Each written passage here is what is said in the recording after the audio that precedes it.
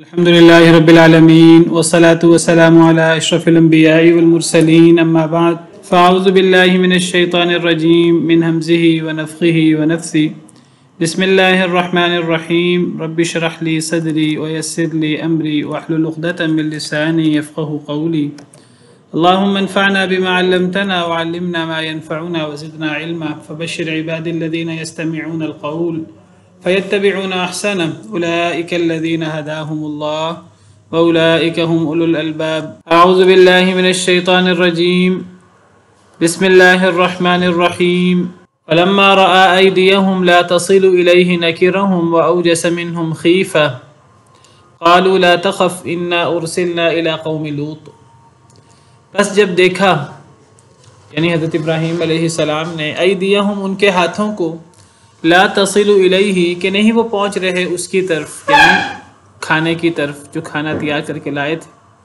سیدنا ابراہیم علیہ السلام جب دیکھا کہ فرشتوں کے ہاتھ نہیں پہنچ رہے کھانے تک نکرہم تو انہوں نے اس کو اجنبی محسوس کیا عجیب محسوس کیا واوجس منہم خیفہ اور محسوس کیا ان سے خوف قالوا لا تخف تو انہوں نے کہا یعنی فرشتوں نے کہا لا تخف آپ ڈرے نہیں انا ارسلنا الی قوم لوط بے شک ہمیں بھیجا گیا ہے قوم لوط کی طرف تو جب حضرت ابراہیم علیہ السلام نے دیکھا کہ ان کے ہاتھ کھانے کی طرف نہیں بڑھ رہے تو حضرت ابراہیم علیہ السلام نے اس کو اجنبی محسوس کیا عجیب محسوس کیا اور انہیں خوف محسوس ہوا تو اس سے پتہ لگا سیدنا ابراہیم علیہ السلام عالم الغیب نہیں تھے انہیں نہیں پتہ تھا کہ یہ فرشتے ہیں اگر انہیں پتہ ہوتا کہ یہ فرشتے ہیں تو وہ کبھی بھی فرشتوں کے لیے کھانا بنا کے نہ لاتے کیونکہ فرشتے کھاتے پیتے نہیں ہیں انہیں نہیں پتا تھا یہ فرشتے ہیں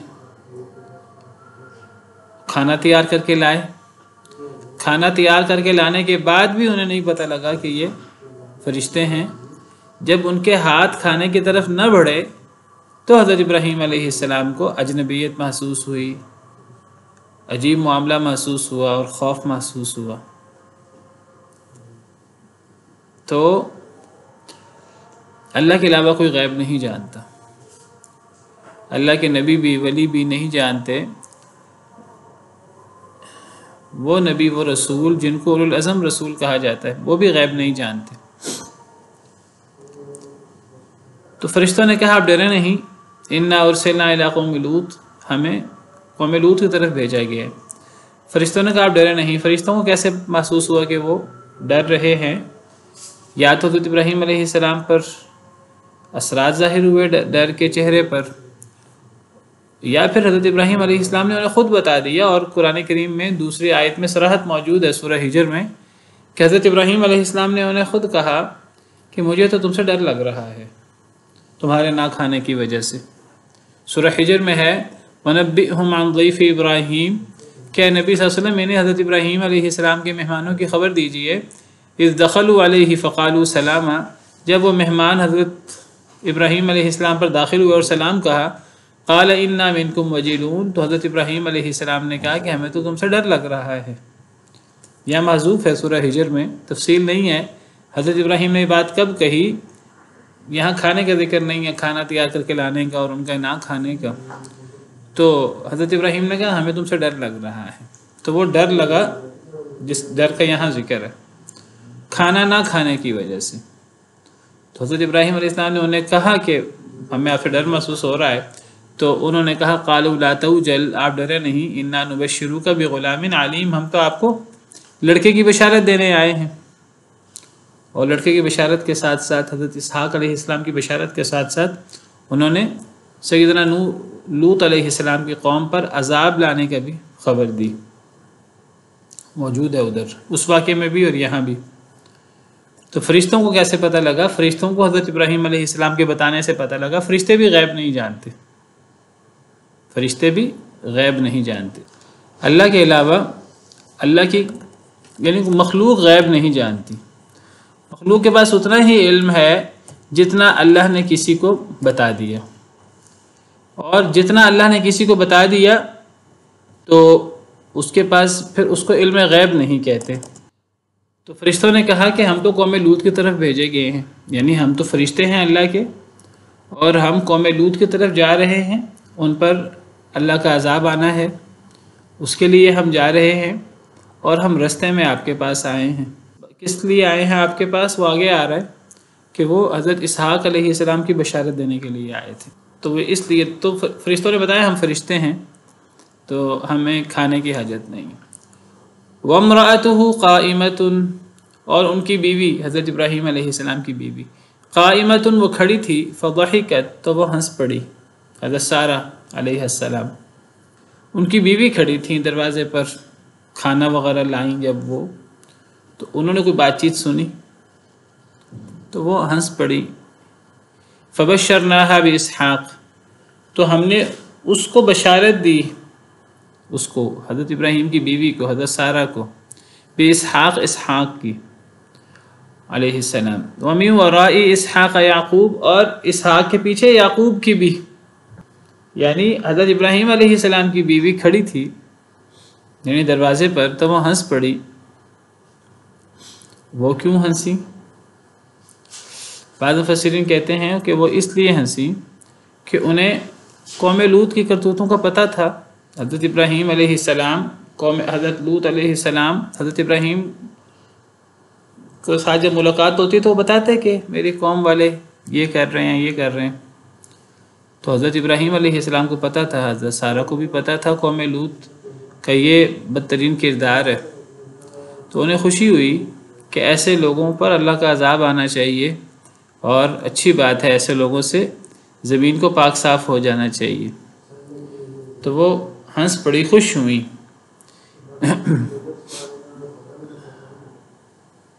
یا بعض مفسرین کہتے ہیں کہ وہ اس لیے ہنسی، تعجب کے مارے ہنسی کہ دیکھو یہ قوم کتنے غفلت کا شکار ہے اور اللہ کی کتنی بدترین نافرمانی کرتے ہیں، اور اللہ نے ان پر عذاب کا فیصلہ کر دیا ہے اور وہ اپنی غفلت کے اندر پڑے ہوئے ہیں۔ بعض مفسرین کا کہنا یہ ہے کہ حضرت سارہ کا یہ ہنسنا یہ تعجب کی وجہ سے تھا کہ ان کے عذاب کا فیصلہ ہو چکا ہے اور وہ اپنی غفلت کا شکار ہیں، وہ قوم والے،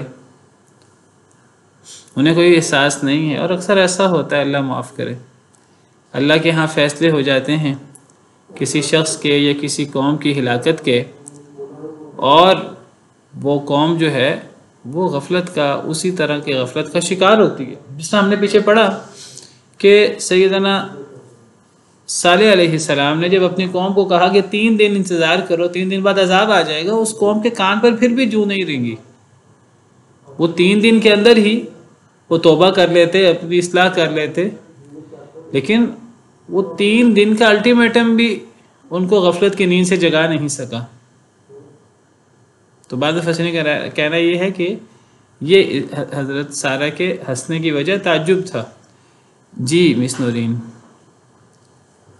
السلام علیکم۔ وعلیکم السلام ورحمۃ اللہ۔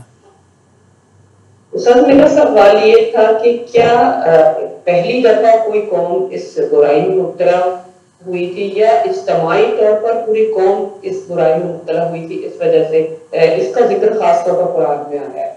نہیں، یہ پہلی دفعہ یہ قوم اس برائی میں مبتلا ہوئی تھی، اس کا ذکر تو قرآن میں موجود ہے۔ پہلی مرتبہ اس برائی میں مبتلا ہوئی تھی اور اجتماعی طور پر بالخصوص، جیسے اللہ تعالیٰ سورہ شعراء میں فرماتے ہیں أَتَأْتُونَ الذُّكْرَانَ مِنَ الْعَالَمِينَ، سورہ شعراء میں جہاں قوم لوط کا قصہ ہے، تو وہاں أَتَأْتُونَ الذُّكْرَانَ مِنَ الْعَالَمِينَ، کیا تم آتے ہو مردوں کو پورے جہان میں سے، یعنی پورے جہان میں سے تم واحد قوم ہو جو یہ بدترین عمل کرتے ہو۔ تو اس سے پتہ لگتا ہے کہ یہ کام ان سے پہلے کسی نے نہیں کیا یا بحیثیت مجموعی کسی نے نہیں کیا، واللہ عالم۔ تو یہ قوم بحیثیت مجموعی اس بدترین عادت میں مبتلا تھی، اور یہ پہلی قوم تھی جس نے اس کو بحیثیت قوم کے اپنایا، باقی اس سے پہلے کبھی یہ بدترین عمل کسی نے کیا یا نہیں کیا، واللہ عالم۔ بعض مفسرین کا کہنا یہ ہے کہ اس کلام کے اندر تقدیم و تاخیر ہے۔ وہ کہتے ہیں سیدہ سارہ کا ہنسنا اصل میں وہ قوم لوط پر آنے والے عذاب کی وجہ سے، خوشی کی وجہ سے یا تعجب کی وجہ سے نہیں تھا، جیسے بعض مفسرین کی رائے ہے۔ ان کا کہنا یہ ہے کہ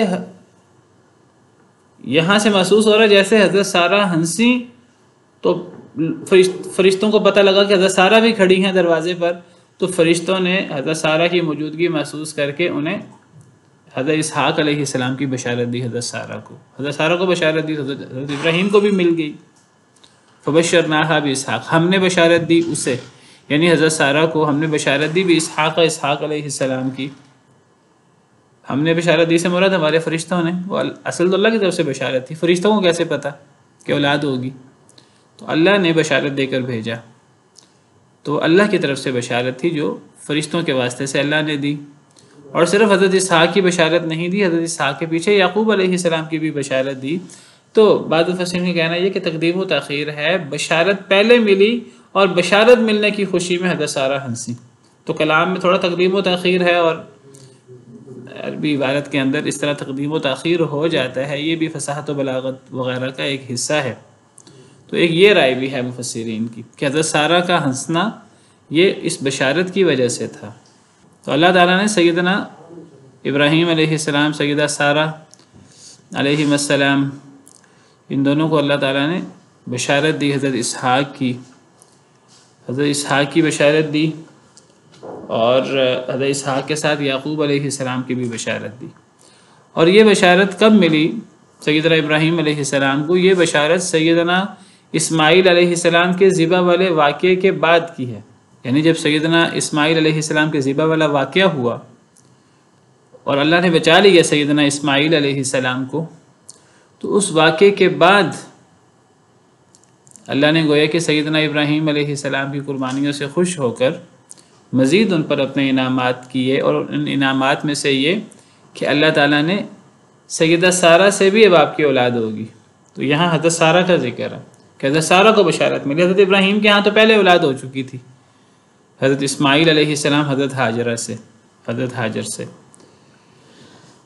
حضرت سارہ سے بھی تک اولاد نہیں تھی۔ اور کہا جاتا ہے کہ حضرت حاجر حضرت سارہ کی خادمہ تھیں، بادشاہ نے حضرت سارہ کو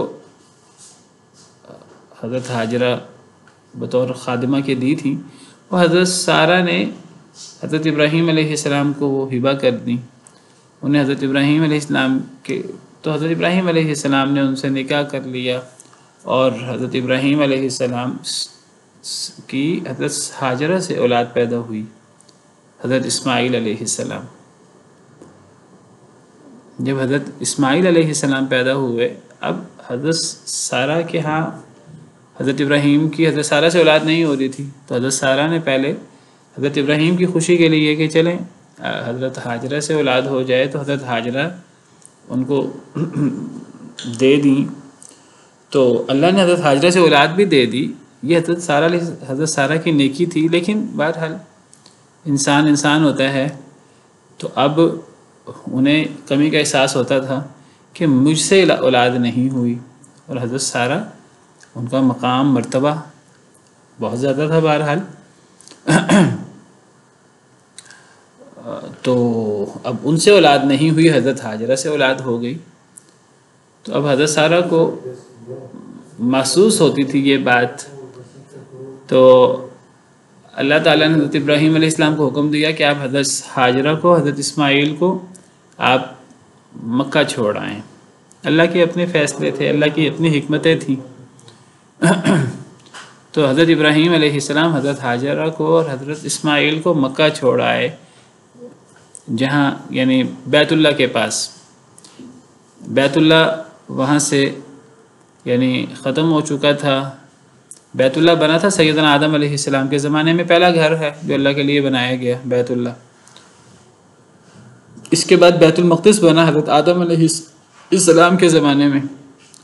تو بیت اللہ لمبا عرصہ گزرنے کے بعد منہدم ہو چکا تھا، اور بیت اللہ کے نشانات بھی منہدم ہو چکے تھے۔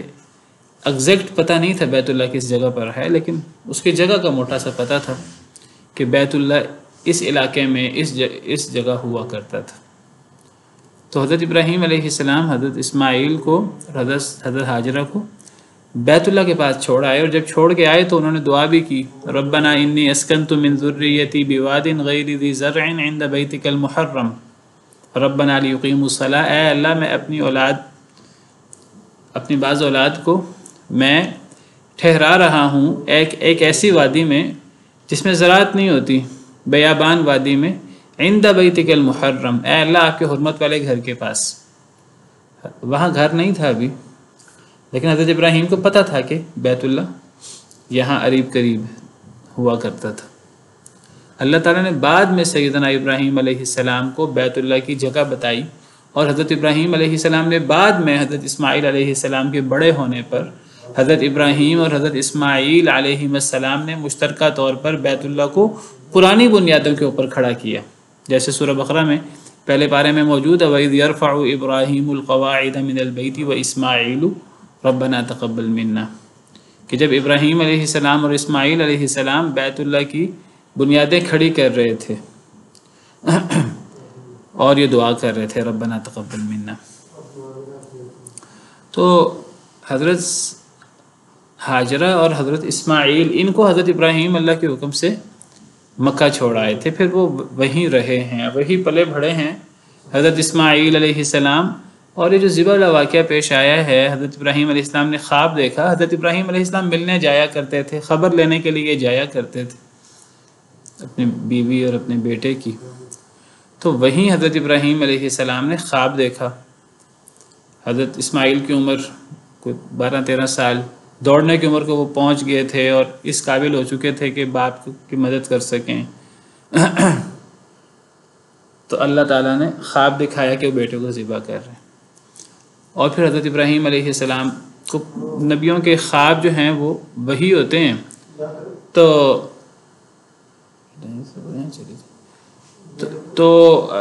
نبیوں کے خواب وہی ہوتے ہیں، تو حضرت ابراہیم علیہ السلام کو پتہ لگا کہ اللہ تعالیٰ مجھے حکم دے رہے ہیں کہ میں حضرت اسماعیل کو ذبح کروں، تو انہوں نے حضرت اسماعیل علیہ السلام سے مشورہ کیا۔ مشورہ اس لیے نہیں کیا کہ اللہ کے حکم پر عمل کریں کہ نہیں کریں، انہیں اللہ کا حکم سنایا اور انہیں گویا کہ ذہنی طور پہ تیار کیا۔ تو حضرت اسماعیل علیہ السلام بھی حضرت ابراہیم کے بیٹے تھے، حضرت ہاجرہ کی تربیت تھی، تو وہ کہنے لگے اے ابا جان جو آپ کو حکم ملا ہے تو آپ اس حکم پر عمل کر گزریے، اللہ نے چاہا تو آپ مجھے صبر کرنے والا پائیں گے۔ تو بہرحال یہ سارا واقعہ جو ہے یہ مکہ مکرمہ میں پیش آیا ہے، مینا کے پاس، وہاں جہاں آج جمرات ہیں، وہیں شیطان نے حضرت ابراہیم علیہ السلام کو بہکانے کی کوشش کی کہ اپنے ہی بیٹے کو ذبح کر دو گے، تو وہاں حضرت ابراہیم علیہ السلام نے پتھر مارے تھے، تو اس یاد میں آج حاجی جو ہیں وہ حج کے موقع پر رمی جمار کرتے ہیں۔ تو اللہ تعالیٰ نے یہ واقعہ تفصیل سے بیان کیا ہے سورہ صافات میں، اور جب حضرت ابراہیم علیہ السلام نے حضرت اسماعیل کو لٹا لیا، دونوں تیار ہو گئے اور چھری چلا دی، تو اللہ کا کرنا ایسا ہوا کہ اللہ نے حضرت اسماعیل کی جگہ پر بچھڑے کو نیچے کر دیا اور بچھڑا ذبح ہو گیا، اور اللہ نے آواز لگائی، اللہ کی طرف سے نداء آئی ونادیناہ یا ابراہیم قد صدقت الرؤیا، اے ابراہیم آپ نے خواب سچ کر دکھایا ہے۔ تو اللہ تعالیٰ نے سیدنا ابراہیم علیہ السلام کی تعریف کی اور ان کا مقام بیان کیا۔ اس سارے واقعے کے بعد پھر اللہ تعالیٰ سورہ صافات میں فرماتے ہیں فَبَشَّرْنَاهُ بِإِسْحَاقَ نَبِيًّا مِّنَ الصَّالِحِينَ، کہ ہم نے حضرت ابراہیم علیہ السلام کو اسحاق کی بشارت دی، اور اللہ نے جب بشارت دی تو ساتھ ہی اللہ نے بتا دیا کہ وہ نیک لوگوں میں سے نبی ہوگا۔ یہ دیکھیے یہ سورہ صافات میں پورا واقعہ تفصیل سے موجود ہے، یہ آیت نمبر 100 سورہ صافات کی، اس میں ہے کہ حضرت ابراہیم علیہ السلام نے اللہ تعالیٰ سے دعا مانگی اللہ تعالیٰ بیٹا دیں، تو اللہ تعالیٰ نے دعا قبول کی، اللہ تعالیٰ نے ایک بردبار بیٹا عطا کیا، اور پھر اس بیٹے کے بارے میں خواب دیکھنے کا ذکر ہے، اور پھر اللہ نے حضرت ابراہیم علیہ السلام کی تعریف کی وَنَادَيْنَاهُ يَا إِبْرَاهِيمُ قَدْ صَدَّقْتَ الرُّؤْيَا وَفَدَيْنَاهُ بِذِبْحٍ عَظِيمٍ وَتَرَكْنَا عَلَيْهِ فِي الْآخِرِينَ سَلَامٌ عَلَىٰ إِبْرَاهِيمَ كَذَلِكَ نَجْزِي الْمُحْسِنِينَ إِنَّهُ مِنْ عِبَادِنَا الْمُؤْمِنِينَ۔ اور پھر آیت نمبر 111 تک یہ پچھلی بات ہے، اور آیت نمبر 112 میں اللہ فرماتے ہیں بشرناہ باسحاق نبیا من الصالحین، ہم نے بشارت دی ابراہیم علیہ السلام کو اسحاق علیہ السلام کی، یعنی دوسرے بیٹے کی بشارت دی، اب جو حضرت سارہ سے ہوگا۔ اور یہ بشارت اللہ نے کیسے دی؟ یہ بشارت کا واقعہ ہم پڑھ رہے ہیں سورہ ہود کے اندر۔ تو یہ بشارت حضرت ابراہیم علیہ السلام کو ملی، اور یہ بھی ملی کہ وہ نبی ہوگا اور وہ نیک لوگوں میں سے ہوگا۔ کہ میں نے ساری تفصیل کیوں بیان کی ہے؟ یہ ساری تفصیل بیان کرنے کا مقصد یہ ہے کہ وہ بیٹے جن کے ساتھ ذبح والا واقعہ پیش آیا وہ بیٹے اسماعیل تھے۔ پہلے بیٹے سیدنا ابراہیم علیہ السلام کے پہلوٹی کی جو اولاد تھے، جو پہلے بیٹے تھے، پہلی اولاد محبوب بھی بڑی ہوتی ہے، بڑی پیاری ہوتی ہے، تو وہ پہلے بیٹے حضرت اسماعیل علیہ السلام تھے۔ حضرت اسحاق بعد میں پیدا ہوئے۔ تو یہ جو واقعہ ہے ذبح والا، یہ بہت بڑی سعادت ہے سیدنا اسماعیل علیہ السلام کی۔ اور حضرت ابراہیم علیہ السلام نے ان سے کہا کہ میں نے ایک خواب دیکھا ہے، تو وہ کہنے لگے یا ابت افعل ما تؤمر ستجدنی ان شاء اللہ من الصالحین، اے ابا جان جو آپ کو حکم ملا ہے اس پر عمل کر گزریے، اگر اللہ نے چاہا تو آپ مجھے صبر کرنے والا پائیں گے۔ علامہ اقبال فرماتے ہیں یہ فیضان نظر تھا کہ مکتب کی کرامت تھی، سکھائے کس نے اسماعیل کو آداب فرزندی۔ تو یہ سیدنا اسماعیل علیہ السلام کا یہ واقعہ ہے، بہت بڑی سعادت ہے۔ بنی اسرائیل کا کہنا یہ ہے کہ یہ سعادت حضرت اسحاق علیہ السلام کو حاصل ہوئی تھی، کیونکہ بہت بڑی فضیلت ہے۔ تو وہ کہتے ہیں یہ فضیلت ہمارے جد امجد حضرت اسحاق کو ملی تھی۔ حضرت اسماعیل بعد میں پیدا ہوئے، پہلوٹی کی اولاد حضرت اسحاق علیہ السلام تھے حضرت سارہ سے۔ یہ بات صحیح نہیں ہے، یہ قرآن کے بھی خلاف ہے اور یہ بائبل کے بھی خلاف ہے۔ مولانا حمید الدین فراہی، امین حسن اصلاحی صاحب جن کی تفسیر ہے تدبر قرآن، ان کے استاد ہیں حمید الدین فراہی، تو انہوں نے ایک کتاب لکھی تھی اس موضوع پر کہ ایک پوری کتاب لکھی تھی اس موضوع پر کہ صحیح راہ کیا ہے، ذبی کون تھا، وہ اسماعیل علیہ السلام تھے کہ اسحاق علیہ السلام تھے۔ تو انہوں نے بہت سارے دلائل سے یہ بات ثابت کی ہے، کہتے ہیں 14 دلائل دیے ہیں انہوں نے، 7 دلائل کتاب و سنت سے ہماری شریعت سے دیے ہیں، اور 7 دلائل پچھلی کتابوں سے، بائبل سے، تورات سے، انجیل سے، کہ ذبی جو ہیں وہ حضرت اسماعیل علیہ السلام ہیں۔ اور یہ دعویٰ تو تورات و انجیل کا ہے، یہود و نصارہ نے اپنے تورات میں تحریف کر دی ہے، تو انہوں نے قرآن کے احکامات کو کیا ماننا ہے، نبی صلی اللہ علیہ وسلم کی باتوں کو کیا ماننا ہے۔ تو بہرحال قرآن کریم میں یہ بات صراحت سے موجود ہے، اور میں نے اس لیے بھی وضاحت کر دی کہ بعض علماء کو بھی مسلمانوں میں سے یہ مغالطہ لگا۔ مسلمانوں میں سے بعض علماء کا یہ موقف ہے کہ حضرت اسحاق علیہ السلام ذبی تھے، امام ابن جریر طبری اور بعض دوسرے علماء کا یہ موقف رہا ہے۔ تو یہ قرآن کریم کے مطابق نہیں ہے۔ قرآن کریم سے اور صحیح احادیث مبارکہ سے پتہ لگتا ہے، صحیح بخاری وغیرہ کے اندر تفصیلی حدیث ہے لمبی، حضرت اسماعیل کی، اور حضرت اسماعیل علیہ السلام نے جب پیاسے تھے اور جب پیاس کی وجہ سے جب انہوں نے پاؤں مارے زمین پر، بچے تھے تو زمزم نکلا، اور تو اس واقعے میں پوری تفصیل موجود ہے صحیح بخاری وغیرہ کے اندر بڑی وضاحت کے ساتھ کہ وہ حضرت اسماعیل علیہ السلام اور حضرت ہاجرہ تھیں۔ یہ زمزم والا واقعہ اور یہ مکہ والا واقعہ جو ہے یہ حضرت اسماعیل علیہ السلام کے ساتھ پیش آیا ہے، اور ذبح والا واقعہ مکہ میں ہوا ہے، اور حاجی اسی کی یاد مناتے ہیں، اسی کے لیے صفا مروہ کے چکر لگتے ہیں، اسی کے لیے یہ رمی جمار ہوتی ہے، اسی یاد میں۔ تو یہ واقعہ حضرت اسحاق علیہ السلام کی بشارت کا، اور یہ صرف حضرت اسحاق کی بشارت نہیں ملی تھی، حضرت اسحاق کے ساتھ ہی یعقوب علیہ السلام کی بشارت بھی ملی تھی۔ یہ بھی ملی کہ دونوں بیٹا بھی پیدا ہوگا اور پوتے کی بھی بشارت ملی، اور دونوں کے نبی ہونے کی بھی بشارت ملی۔ اور یہ واقعہ حضرت اسماعیل علیہ السلام کے ذبح والے واقعے کے بعد کا ہے۔ قالت یا ویلتا االد وانا عجوز وهذا بعلی شیخا، تو وہ کہنے لگیں حضرت سارہ، یا ویلتا ہے افسوس مجھے، یا ویلتا، یا کا مطلب اے ویلتا، ہائے افسوس، ویل افسوس کو کہتے ہیں، اور تا تو یہ میں، میرے کے معنی میں ہے، ہائے مجھے افسوس، یہ تعجب کے لیے عربی زبان کا انداز ہے۔ اَأَلِدُ، کیا میں جنوں گی، وَأَنَا عَجُوزٌ، اور میں بوڑھی ہوں، وَهَذَا بَعْلِي شَيْخًا، اور یہ میرا شوہر بھی بوڑھا ہے۔ تو حضرت سارہ کہنے لگیں تعجب کے ساتھ، وہ کہنے لگیں، بڑی خوشی ہوئی انہیں، ایک دیرینہ خواہش تھی جو اللہ نے پوری کی، لیکن اب وہی بات کہ ایک جو فوری ایک احساس ہوتا ہے، ایک فوری جو ان کے دل میں آیا، انہوں نے اس کا اظہار کیا۔ کوئی اللہ کی قدرت کے اوپر کوئی شک و شبہ نہیں ہے، اللہ کی قدرت پر پورا یقین ہے، کوئی مایوسی نہیں ہے اللہ کی رحمت سے، لیکن ایک فوری حیرت کا جو جھٹکا لگا تو اس کا اظہار کیا، کہنے لگیں، اور یہ حیرت حضرت ابراہیم علیہ السلام نے بھی اس کا اظہار کیا، کل تفصیل سے بات ہوئی ہے اس موضوع پر۔ سورہ ہجر میں حضرت ابراہیم کہنے لگے، قالوا لا توجل انا نبشرك بغلام علیم قال ابشرتمونی علی ان مسنی الکبر فبما تبشرون۔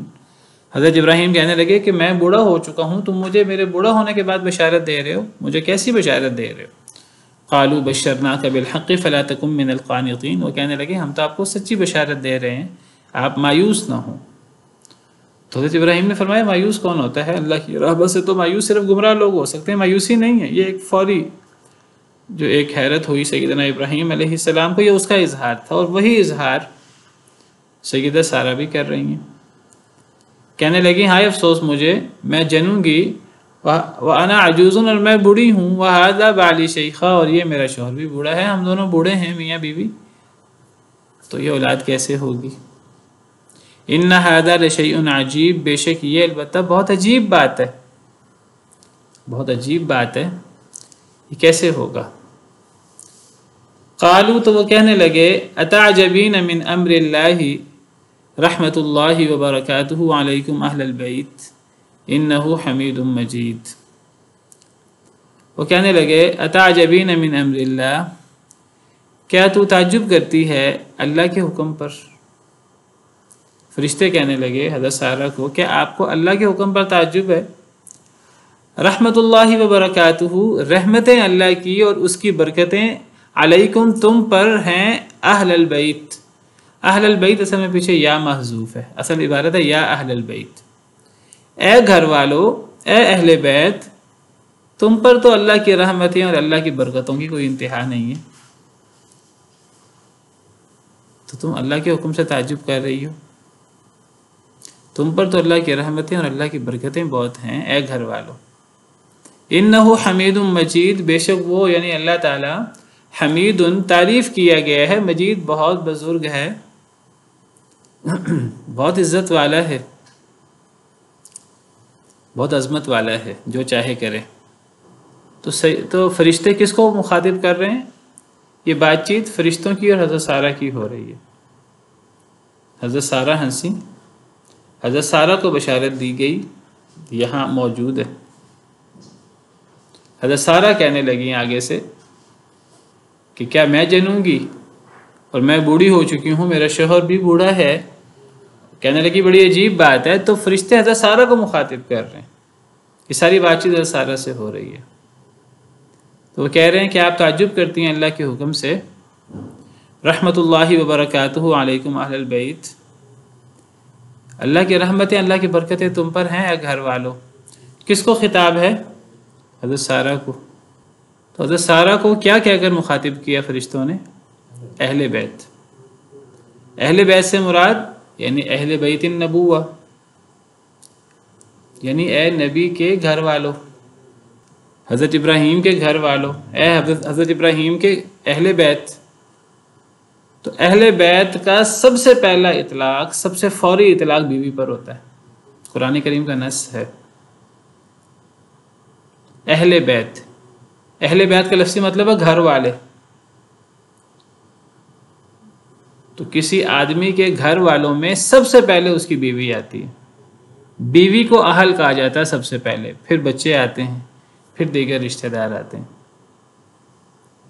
قرآن کریم کا مطالعہ کریں تو قرآن کریم میں کئی جگہ پر اللہ تعالیٰ نے بیویوں پر اہل بیت کا اطلاق کیا ہے. جیسے یہ شرعی آیت ہے، یہ سارا مکالمہ سیدہ سارہ کے ساتھ ہو رہا ہے. اتعجبین یہ بھی مؤنث کا صیغہ ہے، حضرت سارہ کے ساتھ مکالمہ چل رہا ہے. اگر ہم یہ کہیں کہ رحمۃ اللہ وبرکاتہ علیکم اہل البیت، اس سے مراد حضرت ابراہیم حضرت سارہ دونوں ہیں، کیونکہ علیکم کا لفظ ہے. ویسے علیکم کا لفظ حضرت سارہ کے لیے بھی استعمال ہو سکتا ہے عزت کے لیے. اگر ہم کے دونوں مراد ہیں تو دونوں پر اہل بیت کا اطلاق بالکل ہو سکتا ہے. دونوں پر اہل بیت کا اطلاق کیا جائے تو بہرحال حضرت ابراہیم کے گھر والوں میں تو حضرت سارہ ہی آتی ہیں. حضرت سارہ پر تو اہل بیت کا اطلاق بنتا ہے ہر صورت میں اس آیت کریمہ میں. تو یہ کہنا کہ اہل بیت میں بیوی شامل نہیں ہوتی کیونکہ بیوی سے پکا رشتہ نہیں ہوتا، وہ ٹوٹ سکتا ہے، نہیں، یہاں تو نص سے ثابت ہے کہ بیوی اہل بیت ہوتی ہے. اسی طرح سورہ احزاب میں اللہ تعالیٰ انبیاء نبی کریم صلی اللہ علیہ وسلم کی ازواج مطہرات کو مخاطب کرتے ہیں، تو وہاں بھی اللہ تعالیٰ ازواج مطہرات کو اہل بیت کہہ کر مخاطب کرتے ہیں.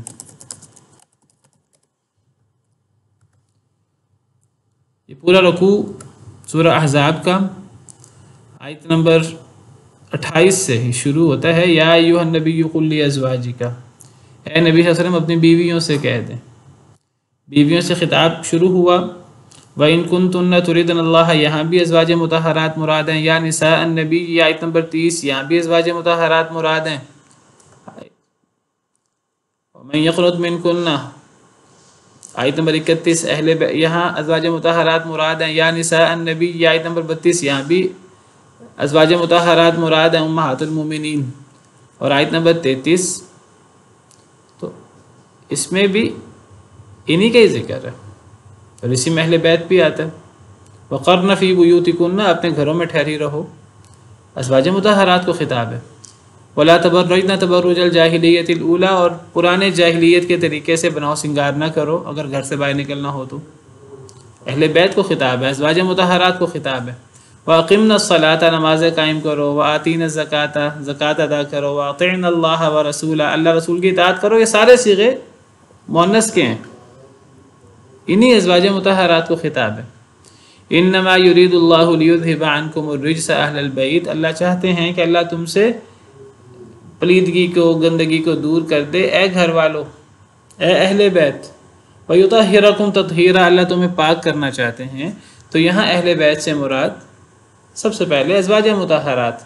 باقی لوگ شامل ہیں کہ نہیں؟ باقی لوگ بھی شامل ہو سکتے ہیں، لیکن سر فہرست بات یہاں ساری، یہاں سیاق سارا ازواج مطہرات کے. اور اگلی آیت بھی، آیت نمبر 34 بھی، وہ بھی اہل بیت کے بارے میں ہے. وَاذْكُرْنَ مَا يُتْلَىٰ فِي بُيُوتِكُنَّ مِنْ آیَاتِ اللَّهِ وَالْحِکْمَةِ. تو یہ پورا رکوع آیت نمبر 28 سے لے کے آیت نمبر 34 تک یہ ازواج مطہرات کے بارے میں ہے، اور اسی میں ہی ازواج مطہرات کو اہل بیت کہہ کر مخاطب کیا گیا. اب بعض لوگ صحیح مسلم کی حدیث پیش کرتے ہیں کہ نبی کریم صلی اللہ علیہ وسلم نے حضرت علی، سیدہ فاطمہ، حضرت حسن، حضرت حسین، انہیں چادر اڑائی اور آپ نے یہ آیت کریمہ تلاوت کی. انما یرید اللہ لیذھب عنکم الرجس اہل البیت، صحیح حدیث مبارکہ ہے. تو وہ کہتے ہیں کہ وہ حدیث پیش کرتے ہیں صحیح مسلم کی، وہ حدیثیں ویسے مانتے ہی نہیں ہیں. حدیثیں تو صحیح بخاری، صحیح مسلم کی بہت زیادہ ہیں، وہ صرف اپنے مطلب کی احادیث کی بات کرتے ہیں. صحیح مسلم کی اس حدیث کا کوئی انکار نہیں کرتا. صحیح مسلم کی اس حدیث سے یہ پتہ لگتا ہے کہ اہل بیت میں یہ لوگ بھی شامل ہیں. نبی صلی اللہ علیہ وسلم کے اہل بیت میں حضرت علی بھی شامل تھے. حضرت علی آپ کے رشتہ دار تھے، حضرت فاطمہ آپ کی بیٹی تھی، حضرت حسن آپ کے نواسے، حضرت حسین آپ کے نواسے، وہ بھی اہل بیت میں شامل ہیں، اس سے انکار نہیں ہے. صحیح مسلم کی حدیث سے یہ پتہ لگتا ہے وہ بھی اہل بیت میں شامل ہے، اس سے ازواج مطہرات کے اہل بیت میں ہونے کا انکار نہیں ہوتا، کیونکہ یہ آیت کریمہ کا سارا سیاق ہی، پورے رکوع کا سیاق ہی ازواج مطہرات ہیں۔ حضرت ابراہیم کے واقعے میں اہل بیت حضرت سارہ کو کہا گیا ہے۔ وہ کہتے ہیں ان کی بیٹیاں ہی نہیں ہیں، وہ یہ کہتے ہیں، وہ یہ نہیں کہتے، وہ ان کی بیٹیاں ہی نہیں مانتے نبی صلی اللہ علیہ وسلم کی، حالانکہ قرآن سے ثابت ہے نبی صلی اللہ علیہ وسلم کی اور بھی بیٹیاں تھیں، وہ بھی اہل بیت میں شامل ہیں۔ اصل میں ان کا مسئلہ تو دلائل کا تو ہے ہی نہیں نا، ان کا تو مسئلہ اپنا سیاسی مسئلہ ہے، انہوں نے ایک چیز ثابت کرنی ہے، وہ کوئی موضوع حدیث سے بھی ثابت ہو جائے انہوں نے حدیث پیش کر دینی، حالانکہ وہ حدیثوں کو مانتے ہی نہیں، قرآن کو نہیں مانتے، حدیثوں کیا ماننا ہے۔ لیکن مسئلہ یہ ہے کہ ہمارے کئی لوگ لا علم، وہ لوگ بعض دفعہ ان کی باتوں سے متاثر ہو جاتے ہیں، تو ہمارے سامنے دلائل ہونے چاہیے، دلائل بڑے واضح ہیں، بہت کلیئر ہیں سورج کی طرح۔ تو یہاں سیدنا ابراہیم علیہ السلام کی بیوی کو اہل بیت قرار دیا گیا ہے۔ اسی طرح آپ دیکھیے کہ حضرت موسیٰ کی بیوی کو حضرت موسیٰ کا اہل بیت قرار دیا گیا ہے۔ سورہ طٰہٰ کے اندر اور دیگر صورتوں میں بھی، سورہ طٰہٰ آیت نمبر 9-10، وَهَلْ أَتَاكَ حَدِيثُ مُوسَىٰ، کہ اے نبی صلی اللہ علیہ وسلم آپ تک حضرت موسیٰ علیہ السلام کی بات پہنچی، اِذْ رَأَىٰ نَارًا، جب انہوں نے آگ دیکھی، حضرت موسیٰ نے فَقَالَ لِأَهْلِهِ، تو حضرت موسیٰ نے اپنے اہل سے کہا، امکثوا، ٹھہرو، انی آنست نارا، میں نے آگ دیکھی ہے۔ تو یہاں اہل سے مراد کون ہے؟ حضرت موسیٰ کی بیوی، تو بیوی پر اہل کا اطلاق ہوتا ہے۔ ابھی اتنے واضح دلائل ہیں، ان دلائل، واضح دلائل کو چھوڑ کر جی وہ اہل بیت سے مراد، تو حدیث میں تو وہ، ابھی حدیث میں تو یہ بھی ہے کہ نبی صلی اللہ علیہ وسلم نے حضرت سلمان فارسی کے بارے میں فرمایا کہ سلمان فارسی بھی اہل بیت میں سے ہیں۔ یہ ایک اعزاز ہے، یہ ایک سعادت ہے، یہ کسی کو بھی کہا جا سکتا ہے کہ وہ اہل بیت میں سے ہیں۔ حضرت سلمان فارسی تو خاندان نبوت میں سے بھی نہیں ہے، تو کسی کو اہل بیت کہنا یہ اس کے ساتھ ایک محبت کا، اس کے ساتھ ایک تعلق کا اظہار ہے، اس سے اس کی فضیلت کا پتہ لگتا ہے۔ تو نبی صلی اللہ علیہ وسلم نے حضرت علی کو، حضرت فاطمہ کو، حضرات حسنین کریمین کو نبی صلی اللہ علیہ وسلم نے اہل بیت میں سے فرمایا، وہ ویسے ہی اہل بیت میں شامل ہیں، نبی صلی اللہ علیہ وسلم کے خاندان میں شامل ہیں۔ اور جب آپ نے فرمایا کہ یہ اہل بیت ہیں، تو اس نبی صلی اللہ علیہ وسلم کا ان سے محبت اور تعلق کا پتہ لگتا ہے، اور وہ اہل بیت میں شامل ہیں، اس کا انکار نہیں ہے۔ لیکن اس سے ازواج مطہرات کا انکار کرنا کسی طور پہ صحیح نہیں ہے۔ یہ کہنا کہ یہاں ازواج مطہرات مراد نہیں ہے سورہ احزاب میں، بلکہ یہاں مراد ہی وہ 4 لوگ ہیں، تو اگر اس طرح کر کے تخصیص کرنی ہے تو پھر نبی صلی اللہ علیہ وسلم کا حضرت سلمان فارسی کو کہنا کہ سلمان فارسی ہم میں سے ہے، اہل بیت میں سے ہے، پھر باقی سب کا انکار ہو جاتا ہے۔ وہی اصول یہاں بھی لاگو کریں۔ تو ازواج مطہرات بھی اہل بیت میں شامل ہیں، جن کو نبی صلی اللہ علیہ وسلم نے، حضرت علی، حضرت فاطمہ، حضرت حسن، حضرت حسین اہل بیت میں شامل ہیں۔ حضرت سلمان فارسی بھی مقام کے اعتبار سے اہل بیت میں شامل ہیں، نبی صلی اللہ علیہ وسلم نے فرمایا یہ اہل بیت میں سے ہیں، حالانکہ وہ نبی صلی اللہ علیہ وسلم کے خاندان میں سے نہیں ہیں۔ آپ نے ان کو اپنے گھر والا اور اپنا ساتھی قرار دیا تو ہم کون ہیں انکار کرنے والے؟ لیکن باقیوں کا انکار نہ کریں جو اصل اہل بیت ہیں، ان کا اپنا مقام ہے، اپنا مرتبہ ہے۔ اہل بیت میں سب سے پہلے بیوی شامل ہوتی ہے، اس آیت کریمہ سے بھی ثابت۔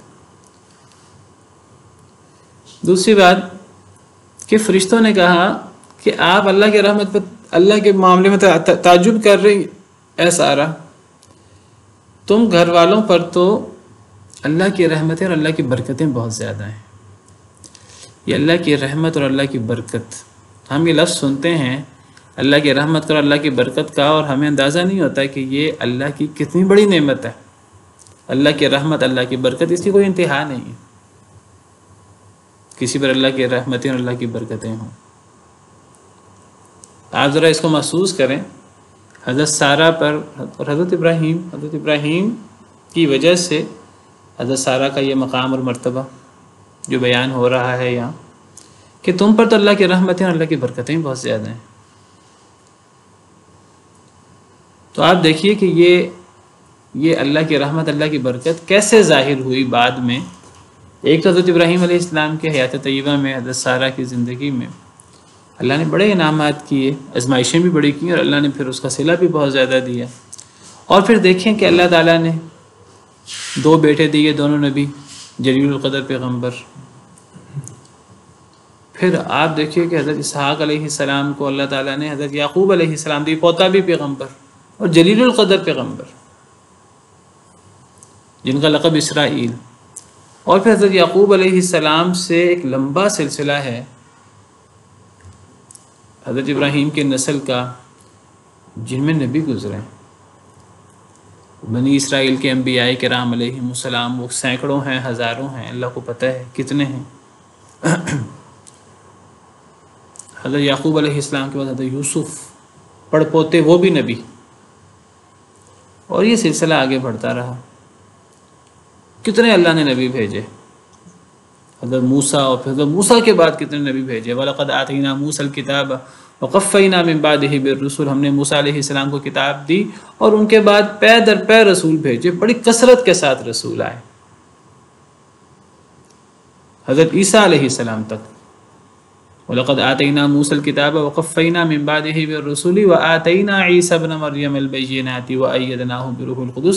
اللہ فرماتے ہیں ہم نے موسیٰ علیہ السلام کو کتاب دی، پھر ہم نے پے در پے رسول بھیجے ان کے بعد، اور پھر ہم نے عیسیٰ علیہ السلام کو روشن نشانیاں دیں اور روح القدس سے ان کی مدد کی۔ گویا کہ وہ حضرت موسیٰ علیہ السلام کے بعد اور یہ بنی اسرائیل کے خاندان میں یہ نبوت کا جو ایک لمبا سلسلہ ہے، یہ سیدنا عیسیٰ علیہ السلام پر ختم ہوا۔ وہ بنی اسرائیل کے خاتم الانبیاء ہیں حضرت عیسیٰ، اور پھر ان کے بعد نبی کریم صلی اللہ علیہ وسلم ہیں، اور یہ درمیان میں کوئی 550 سال کا فاصلہ ہے، اور نبی کریم صلی اللہ علیہ وسلم وہ حضرت عیسیٰ والی لڑی سے نہیں آئے بنی اسرائیل کی، حضرت اسحاق، حضرت یعقوب والی، یہ بنی اسماعیل والی لڑی سے آئے ہیں مکہ مکرمہ میں۔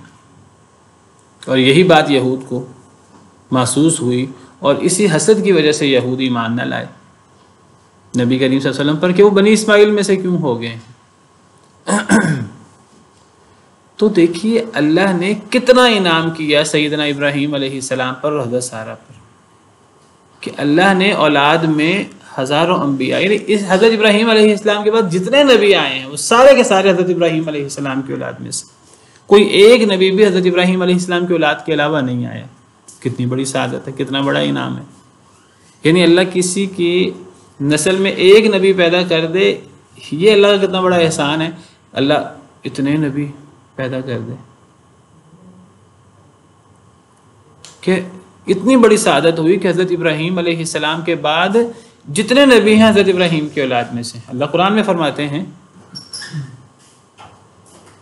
وَلَقَدْ أَرْسَلْنَا نُوحًا وَإِبْرَاهِيمَ وَجَعَلْنَا فِي ذُرِّيَّتِهِمَا النُّبُوَّةَ وَالْكِتَابَ، ہم نے نوح اور ابراہیم علیہ السلام کو بھیجا اور ہم نے انہی کی اولاد میں نبوت اور کتاب کو رکھا ہے۔ جی ایک سوال ہے کہ کچھ لوگ کہتے ہیں کہ جی ہم لوگ بھی بنی اسرائیل ہیں، اس لیے ہم بنی اسرائیل ہیں کیونکہ اللہ نے بنی اسرائیل کو، قرآن میں اللہ تعالیٰ فرماتے ہیں کہ ہم نے بنی اسرائیل کو تمام جہانوں پر فضیلت دی تھی، تو ہم نبی صلی اللہ علیہ وسلم کی امت بھی بنی اسرائیل ہیں۔ تو یہ بات صحیح نہیں ہے، یہ بات اس لیے صحیح نہیں ہے کہ یہ واقعی کے خلاف ہے۔ یعنی نبی کریم صلی اللہ علیہ وسلم تو بنی اسرائیل میں سے نہیں ہوئے، نبی صلی اللہ علیہ وسلم تو بنی اسماعیل میں سے ہوئے ہیں، اور یہود کو یہی عناد تھا، یہی ضد تھی اور یہی حسد تھا۔ اللہ نے قرآن کریم میں جگہ جگہ فرمایا یہود کو حسد تھا نبی صلی اللہ علیہ وسلم سے، اور حسد کس بات کا تھا کہ وہ بنی اسماعیل میں کیوں آ گئے۔ ام یحسدون الناس علی ما آتاہم اللہ من فضلہ، کہ جو اللہ نے بنی اسماعیل کو فضل دے دیا تو انہیں حسد ہو گیا ہے۔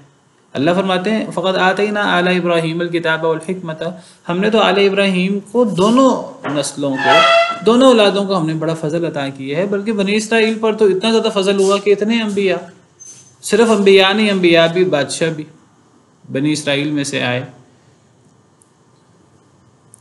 تو ہم تو بنی اسرائیل میں سے نہیں ہیں، نبی صلی اللہ علیہ وسلم کی امت، نبی صلی اللہ علیہ وسلم اور آپ کی اور جو قریش ہیں وہ تو بنی اسماعیل میں سے ہیں، بنی اسرائیل میں سے تو نہیں ہیں۔ یہ تو بالکل واقعہ کے خلاف ہے یہ بات۔ باقی یہ کہنا کہ جی بنی اسرائیل کو اللہ نے تمام جہانوں پر فضیلت دی تھی، بنی اسرائیل کو اللہ نے اپنے دور تک کے تمام جہانوں پر فضیلت دی تھی۔ یا بنی اسرائیل اذکروا نعمتی التی انعمت علیکم وَأَنِّي فَضَّلْتُكُمْ عَلَى الْعَالَمِينَ سے مراد اپنے دور تک کے تمام جہانوں پر. بعد میں اللہ نے وہ فضیلت ان کی ختم کر دی کیونکہ ان پر لعنت ہو گئی، ان پر غضب ہوا اللہ تعالیٰ کا. اور اللہ فرماتے ہیں ضُرِبَتْ عَلَيْهِمُ الذِّلَّةُ وَالْمَسْكَنَةُ، ان پر تو ذلت اور مسکینی طاری ہو گئی. وہ فضیلت ختم ہو چکی ہے ان کے اپنے کرتوتوں کی وجہ سے. اب کہنا کہ وہ فضل ابھی تک باقی ہے، بات صحیح نہیں ہے. پھر اللہ فرماتے ہیں کنتم خیر امۃ اخرجت للناس، تم بہترین امت ہو جو لوگوں کے لیے نکالی گئی ہے. وکذالک جعلناکم امۃ وسطا، تو یہ کچھ لوگوں کا کہنا ہم بھی بنی اسرائیل ہی ہیں، تو یہ بات صحیح نہیں کسی طور پر بھی، یہ بالکل واقعے کے خلاف ہے. تو میں ذکر کر رہا تھا کہ اللہ کی رحمت اور اللہ کی برکت کی آپ انتہا دیکھیے کہ اللہ کی رحمت اللہ کی برکت کو کبھی ہلکا نہ سمجھیے. یعنی کسی کی اولاد میں اگر ہزاروں انبیاء آ جائیں، ایک نبی آ جائے تو کتنی بڑی اللہ کی رحمت ہے، اور اتنے نبی آ جائیں اللہ کی برکتوں کی کوئی انتہا ہے. تو جب اللہ کہیں کسی پر کہ تجھ پر اللہ کی رحمتیں ہیں اور اللہ کی برکتیں ہیں، یہ آپ کسی کو اللہ کی رحمت کی اور اللہ کی برکت کی دعا دیں، چھوٹی دعا نہیں ہے. فرشتوں نے یہی کہا تھا حضرت سارہ کو، حضرت ابراہیم کو، کہ اللہ کی رحمت اللہ کی برکتیں تم پر اے گھر والوں بہت زیادہ ہیں.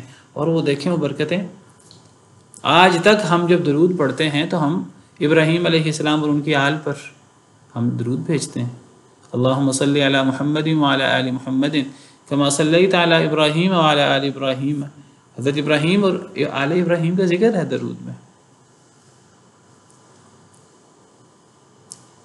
تو اللہ کی رحمت اور اللہ کی برکتیں، یہ جو ہم سلام کرتے ہیں کسی کو، السلام علیکم 10 نیکیاں ملتی ہیں، السلام علیکم ورحمۃ اللہ 20 نیکیاں ملتی ہیں، السلام علیکم ورحمۃ اللہ وبرکاتہ 30 نیکیاں ملتی ہیں. کچھ لوگ کہتے ہیں نہیں یہ بھی مکمل نہیں ہے، اس سے بھی آگے ہونا چاہیے. وہ آگے سے کچھ اور بھی ساتھ ملاتے ہیں، مغفرتہ فلاں فلاں. وہ ثابت نہیں ہے سنت سے. جو سنت سے ثابت ہے برکت کے بعد، وہ برکت کی تو انتہائی کوئی نہیں ہے. حضرت ابراہیم علیہ السلام اور حضرت سارہ پر اللہ کی برکتیں، اب اس کی کوئی انتہا بتائیے، کوئی فضیلت کی، اس کی تو کوئی انتہا نہیں ہو سکتی. ہزاروں انبیاء، کتنی بڑی سعادت ہے. تو اللہ کی برکت جب کسی کو یہ دعا دے دی، کسی کو کہہ دیا کہ فلاں پر اللہ کی برکتیں ہیں، اللہ کی رحمتیں ہیں، تو اس کی کوئی انتہا نہیں ہے. یہ بہت بڑی فضیلت ہے، بہت بلند مقام ہے. جب آپ کسی کو سلام کہتے ہیں تو آپ یہی رحمتیں اور یہی برکتیں اگلے بندے کو دعا دیتے ہیں. اللہ قبول کر لے اس کو تو کتنی بڑی سعادت ہے، کتنا بڑا تحفہ ہے ایک مسلمان کے لیے. اور اس کے اوپر کوئی اضافہ کرنے کی ضرورت نہیں ہے. انہ حمید مجید، بے شک اللہ تعالیٰ بہت تعریف کیے گئے، بہت بزرگ ہیں. یہ مکالمہ ہے فرشتوں کا اور سیدہ سارہ کا علیہم السلام. فلما ذهب عن ابراہیم الروع وجاءته البشرى یجادلونا فی قوم لوط. جب حضرت ابراہیم، بس جب چلا گیا ابراہیم علیہ السلام سے خوف، فوری ایک حیرت کا جھٹکا لگا، ایک خوف ہوا. تو یہ جب خوف چلا گیا حضرت ابراہیم سے، وجاءته البشرى، اور بشارت مل گئی. یجادلونا فی قوم لوط، تو وہ ہم سے جھگڑا کرنے لگے قوم لوط کے بارے میں. فرشتوں نے کہا کہ ہم کھانا اس لیے نہیں کھا رہے کہ ہم تو قوم لوط کی طرف بھیجے گئے ہیں، یعنی ہم انسان نہیں ہیں، ہم تو فرشتہ ہیں. اللہ نے ہمیں قوم لوط کی طرف بھیجا ہے، اور 7 فرشتوں نے بیٹے کی بشارت دے دی. تو جب حضرت ابراہیم علیہ السلام وہاں سے حیران ہوئے، پہلے کہ یہ انسان نہیں، یہ فرشتے ہیں، وہ ڈر رہے تھے کہ یہ کس مقصد سے آئے ہیں، کھانا نہیں کھا رہے. اس خوف کے جھٹکے سے نکلے اور وہاں سے بشارت مل گئی. وہ تو جب یہ بشارت بھی ملی اور وہ خوف بھی دور ہوا، تو ساتھ ہی اب حضرت ابراہیم علیہ السلام نبی تھے اور بہت رحم دل. تو اب جب بشارت ملی اور وہ خوف دور ہوا، تو ساتھ ہی اب اصل فرشتوں نے کہا ہم تو قوم لوط کے لیے بھیجے گئے ہیں. ان کو پتہ تھا قوم لوط جو ہے کتنی بدبخت قوم ہے اور کتنے غلط کام کرتی ہے، لیکن بہت ہمدرد تھے. کہنے لگے اللہ سے دعا کرنے لگے، قوم لوط کے بارے میں بحث و مباحثہ کرنے لگے، اے اللہ کچھ اور مہلت دے دی جائے، کچھ اور مہلت دے دی جائے. یجادلونا فی قوم لوط. وہ جو اللہ تعالیٰ سے دعا، نبی کا اللہ سے ایک خاص تعلق ہوتا ہے، تو وہ جو زیادہ اللہ سے دعا کی تو اللہ تعالیٰ اس کی وجہ بیان کر رہے ہیں، ان ابراہیم الحلیم نواہ منیب، اللہ فرماتے ہیں بے شک ابراہیم، یہ جو اللہ کے ساتھ وہ جو انہوں نے اللہ تعالیٰ سے دعا کی اور بار بار کہا، اللہ نے اس کو جدال سے تعبیر کیا. ہر جدال برا نہیں ہوتا، جدال احسن بھی ہوتا ہے، وجادلہم باللتی ہی احسن، لیکن وہ زیادہ تھا اس لیے اس کو شاید جدال کہا ہے، واللہ عالم. لیکن ساتھ ہی بتایا کہ اس بار بار دعا کرنے کے اندر کوئی یعنی شدت، کوئی اللہ تعالیٰ کی بے ادبی وغیرہ یہ چیز نہیں تھی. ہم نے پیچھے سیدنا نوح علیہ السلام کا قصہ پڑھا ہے، جب حضرت نوح علیہ السلام نے اللہ تعالیٰ سے کہا کہ اے اللہ، آپ نے تو مجھ سے وعدہ کیا تھا کہ میرے بیٹے کو آپ نجات دیں گے، تو آپ حضرت نوح علیہ السلام کا انداز بھی دیکھیے، انبیاء کرام علیہ السلام کا آپ انداز دیکھیے. اللہ تعالیٰ سے وہ شکوہ کرتے ہیں، شکایت کرتے ہیں، اللہ تعالیٰ سے دعا کرتے ہیں اور بار بار دعا کرتے ہیں اور بڑی اپنائیت کے ساتھ دعا کرتے ہیں، اور اس میں تکرار بھی نظر آتی ہے، لیکن بے ادبی اور تقدیر کے اوپر بحث و مباحثہ یہ چیزیں نظر نہیں آتی. تو وہ تکرار تھی، اور وہ حضرت لوط کی قوم کے لیے اللہ تعالیٰ سے دعا تو کر رہے ہیں بار بار، لیکن اس کے اندر وہ بے ادبی اور ایسی چیز شامل نہیں ہے کہ اللہ تعالیٰ فرماتے ہیں اس کی وجہ حضرت ابراہیم کے بار بار دعا کرنے کی اور اللہ تعالیٰ سے تکرار کرنے کی، اللہ کہتے ہیں اس کی وجہ یہ ان ابراہیم الحلیم نواہ منیب، بے شک ابراہیم علیہ السلام البتہ بہت حلیم تھے. اواہ کا مطلب یعنی دوسروں پر بہت زیادہ رحم کھانے والے، دوسروں کی تکلیف پر بے چین ہونے والے. اواہ ہم اردو میں کہتے ہیں، ہمیں یعنی جب کسی کی حالت دیکھیں اور ہمیں کسی کی حالت پر بڑا افسوس آئے، فلاں کتنے مشکل میں ہے، تم اوہ کہتے ہیں، تو یہ عربی کا لفظ ہے، یعنی کسی کی حالت پر اوہ کہنے والا، کسی کی تکلیف پر بے چین ہونے والا، اسی سے اواہن، یہ مبالغہ کا صیغہ ہے. یعنی حضرت ابراہیم علیہ السلام دوسروں کے لیے بہت زیادہ افسوس کرنے والے، دوسروں کی تکلیف پر بہت بے چین ہونے والے، منیب اللہ کی طرف رجوع کرنے والے تھے. اللہ تعریف کر رہے ہیں حضرت ابراہیم علیہ السلام کی اس تکرار کے باوجود. تو وہ تکرار کے اندر وہ اللہ تعالیٰ سے انہوں نے دعا کی، وہ لوگوں پر رحمت کی وجہ سے. یہ حضرت ابراہیم وہ ہیں. میں نے آپ سے ذکر کیا کہ حضرت نوح اور حضرت موسیٰ کے بارے میں بعض دفعہ کہا جاتا ہے کہ انہوں نے اپنی قوم کے خلاف بد دعا کی. تو انہوں نے کیوں بد دعا کی؟ جب انہیں پتہ لگا اللہ تعالیٰ سے کہ اب کوئی ایمان نہیں لائے گا تو انہوں نے بد دعا کی. تو اس بات کو حضرت نوح کے لیے، حضرت موسیٰ کے لیے عیب بنا کر پیش نہیں کرنا چاہیے. لیکن دوسری طرف ہم دیکھیں تو حضرت ابراہیم علیہ السلام کا اپنی قوم کے لیے اور حضرت لوط کی قوم کے لیے بہت ہمدردانہ رویہ نظر آتا ہے. ہمدردی ان کو کفر سے نہیں تھی، قوم کی غلط حالت سے نہیں تھی، ویسے ہمدردی قوم کے ساتھ. اور یہ ہمدردی ہمیں نبی صلی اللہ علیہ وسلم میں نظر آتی ہے. اس کو اس طرح مقابلہ نہ کریں کہ کسی نبی کی توہین ہو جائے، لیکن نبیوں میں یہ تفاوت نظر ضرور آتا ہے. اب نبی کریم صلی اللہ علیہ وسلم اس قوم کے لیے جو قوم آپ کی جان کے دشمن ہے اور آپ کو ہر قسم کی تکلیف دے رہی ہے، آپ اس کے لیے اتنا ہمدرد ہو جاتے تھے اور اتنا ان کو دعوت دیتے تھے، بے چین ہو جاتے تھے کہ اللہ تعالیٰ کہتے ہیں شاید آپ اپنے آپ کو ہلاک کر ڈالیں. اور اللہ تعالیٰ بعض دفعہ تنبیہ کرتے ہیں نبی صلی اللہ علیہ وسلم کو، لعلک باخع نفسک الا یکونوا مؤمنین، شاید آپ اپنے آپ کو ہلاک کر ڈالیں. اور حضرت ابراہیم علیہ السلام کی یہاں کیفیت دیکھیں، اور اپنے قوم کے لیے کیا دعا کرتے ہیں. سورہ ابراہیم کے اندر حضرت ابراہیم کہتے ہیں کہ بتوں کے بارے میں، بتوں کی عبادت شرک ہے. رب انہن اضللن کثیرا من الناس فمن تبعنی فانہ منی، اے اللہ میری قوم میں سے جس نے میری پیروی کی وہ تو مجھ سے ہے، اس کو تو بخش دے. ومن عصانی، اور اے اللہ جو میری نافرمانی کرے فانک غفور الرحیم، اے اللہ پھر بھی آپ بخشنے والے، رحم کرنے والے ہیں. دیکھیں کتنی بڑی دعا ہے، کتنی بڑی ہمدردی ہے اپنے قوم کے ساتھ. اور یہ چیز حضرت عیسیٰ میں بھی نظر آتی ہے. وقت ختم ہو گیا، تو کل انشاءاللہ تھوڑا سا اس موضوع پر بیان کریں گے، پھر آگے بڑھیں گے۔ تو حضرت ابراہیم علیہ السلام کے اندر اپنی قوم کے ساتھ اور دوسرے لوگوں کے ساتھ، حضرت لوط کی قوم تو اپنی قوم بھی نہیں ہے، لیکن حضرت ابراہیم علیہ السلام ان کے لیے دعا کر رہے ہیں۔ دعا یہ نہیں ہے کہ کفر کے باوجود انہیں معاف کر دے، دعا لازماً وہ یہی ہے کہ انہیں مہلت مزید مل جائے، شاید کوئی ان میں سے ایمان لے آئے، اس قسم کی دعا ہی ہوگی۔ لیکن بہرحال اللہ نے تعریف کی ہے، ان ابراہیم لحلیم اواہ منیب۔ سبحان ربک رب العزت عما یصفون وسلام علی المرسلین والحمد للہ رب العالمین۔